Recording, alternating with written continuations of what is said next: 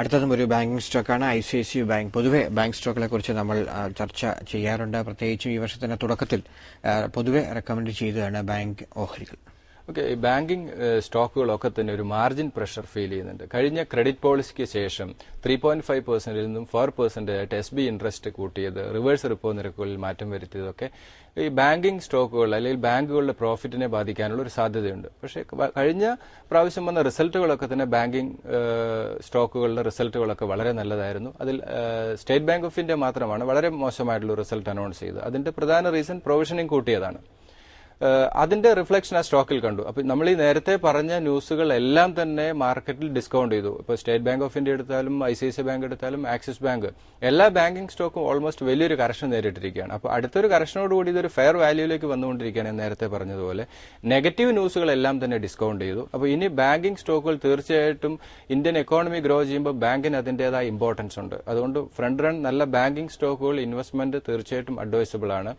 FISും അതുപോലെ ഡൊമസ്റ്റിക് ഇൻസ്റ്റിറ്റ്യൂഷനും ഒക്കെ തന്നെ ബാങ്കിംഗ് സ്റ്റോക്കുകൾ വളരെയധികം താല്പര്യം കാണിക്കുന്നതുകൊണ്ട് റീറ്റെയിൽ നിക്ഷേപകരും ഈ ബാങ്കിംഗ് സ്റ്റോക്കുകൾ ബൈയിങ് സൈഡിൽ നിൽക്കുന്നത് തന്നെയാണ്. ഇപ്പോൾ സ്റ്റേറ്റ് ബാങ്ക് ഓഫ് ഇന്ത്യ എടുത്താൽ 3500 ലെവലിൽ നിന്നുമാണ് ഈ വളരെ ഷാർപ്പായിട്ടുള്ള ഒരു കറക്ഷൻ നേരിട്ട്. നമുക്കറിയാം 890 വരെ 2009 പോയതിനു ശേഷമാണ് ഈ 3600 വരെ വന്നത്.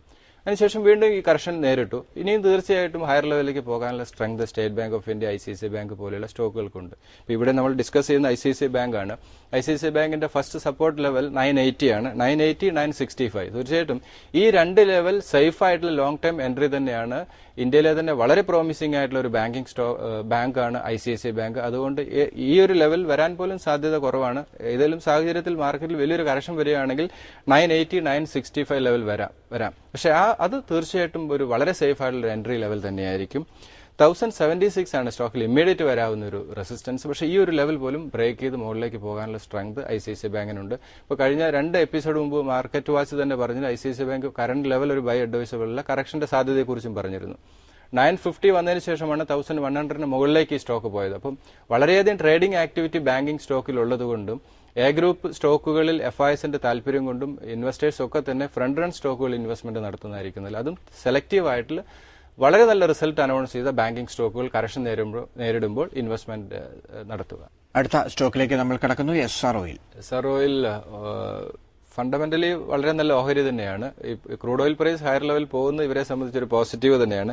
ഇപ്പോൾ 113 and 106 എന്ന് പറയുന്നത് രണ്ട് എൻട്രി ലെവലായിട്ട് പരിഗണിക്കാം. ഒരു ഹൈ ബീറ്റ സ്റ്റോക്കാണ്. 142 ലെവൽ വരെ കഴിഞ്ഞ ഒരു മാസം പോയതിനു ശേഷം ഇപ്പോൾ കറക്ഷൻ നേരിട്ടിരിക്കുകയാണ്. ഒരു ട്രേഡിംഗ് പോയിന്റ് ഓഫ് വ്യൂവിൽ എടുക്കുകയാണെങ്കിൽ തീർച്ചയായിട്ടും അടുത്തൊരു ലോവർ ലെവൽ പോകുമ്പോൾ നിക്ഷേപത്തിന് പരിഗണിക്കാവുന്ന ഓഹരിയാണ്. 132 ആണ് സ്റ്റോക്കിൽ ഇമ്മീഡിയറ്റ് വരാവുന്ന ഒരു റെസിസ്റ്റൻസ്. ഓരോ ഡൗൺ സൈഡിൽ പോകുന്തോറും ഒരു ട്രേഡിംഗ് ആംഗിളിൽ നിക്ഷേപത്തിന് പരിഗണിക്കാവുന്ന ഓഹരിയാണ് SR Oil. അടുത്ത സ്റ്റോക്കിലേക്ക് പോകാം. റിലയൻസ് ഇൻഡസ്ട്രീസിനെ കുറിച്ച് ഒട്ടനവധി നെഗറ്റീവ് ന്യൂസുകൾ മാർക്കറ്റിലുണ്ട്. KG ബേസിൽ നിന്നുള്ള ഗ്യാസിന്റെ ഔട്ട്പുട്ട് അതുപോലെ ഉള്ള ഒട്ടനവധി ന്യൂസുകൾ ഇപ്പോഴും റിലയൻസിനെ നെഗറ്റീവ് സോണിലേക്ക് കൊണ്ടുപോയിക്കൊണ്ടിരിക്കുകയാണ്.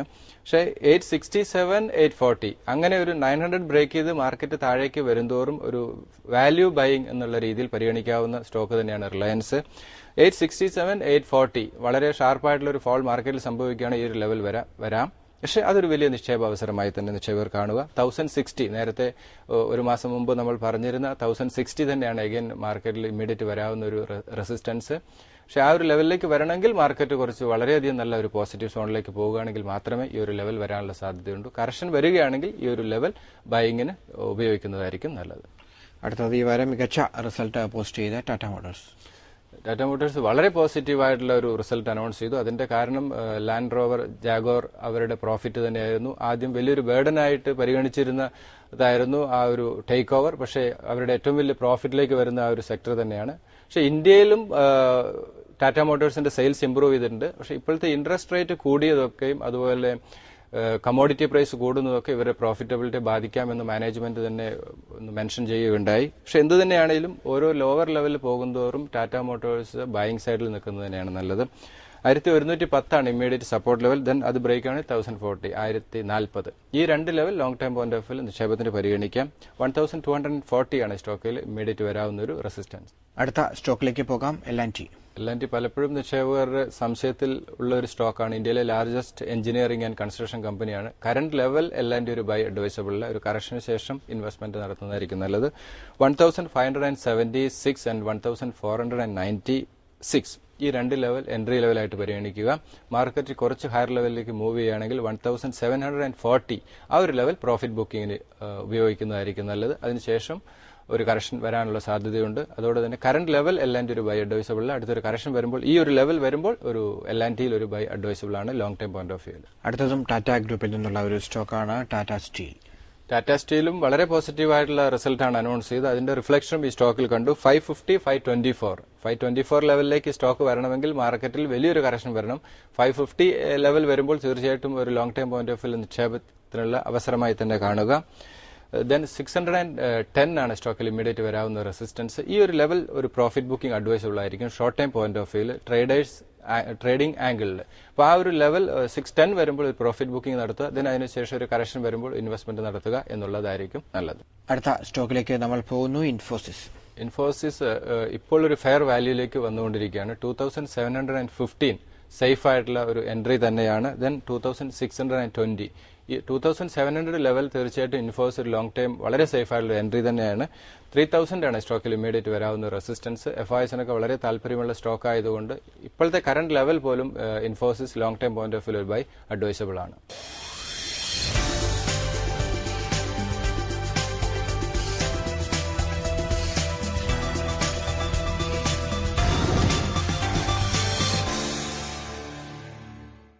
മാർക്കറ്റ് വാച്ചിന്റെ ഇലക്കം അവസാനിക്കുകയാണ്.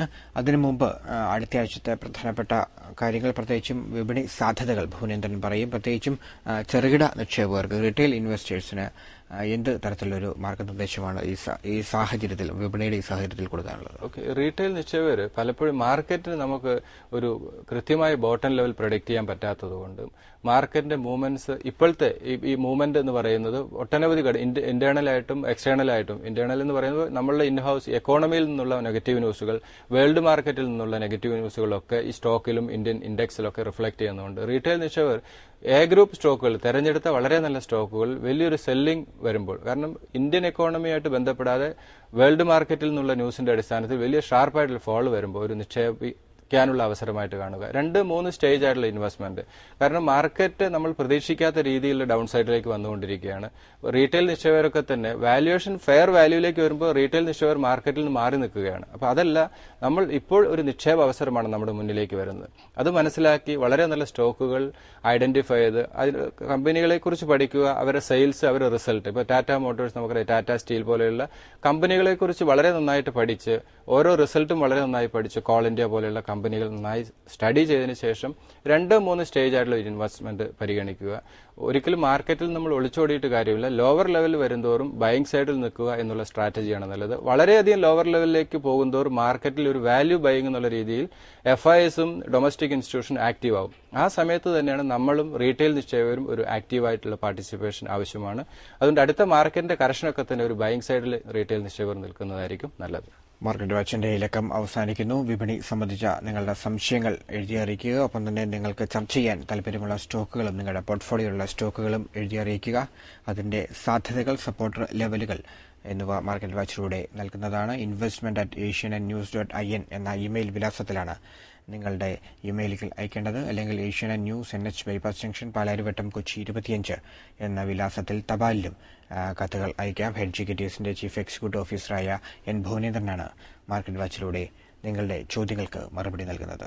മാർക്കറ്റ് വാച്ചിനി അടുത്തയാഴ്ച ഇതേ ദിവസം ഇതേ സമയം. നമസ്കാരം.